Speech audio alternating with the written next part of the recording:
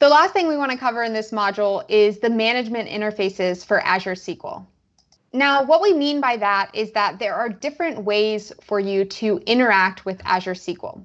One of those ways is the Azure portal. And what you're seeing here is the Azure SQL unified experience, where we've kind of tried to bring that what to use when you've seen throughout previous videos into the portal itself.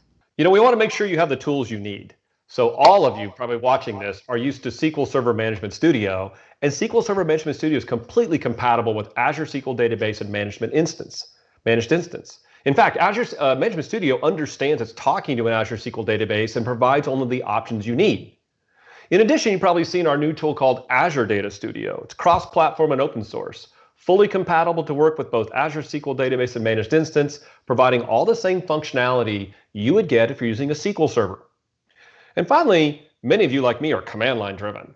And all of our tools and interfaces that you're going to use are going to be supported across any client operating system you need. Of course, the T-SQL language you're going to use all the time, but you're going to see in this series several different T-SQL differences from a management interface, like Alter Database, for example, that make sense just for Azure SQL.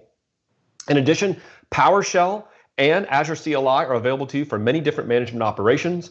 And the core of actually talking to Azure, both across the Azure ecosystem and Azure SQL Database and Managed Instance, is a REST API. So you can even go at the REST level to do various management operations for Azure SQL.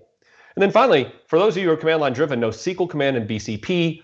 These tools are very compatible to use on your client or even an Azure virtual machine to talk to Azure SQL.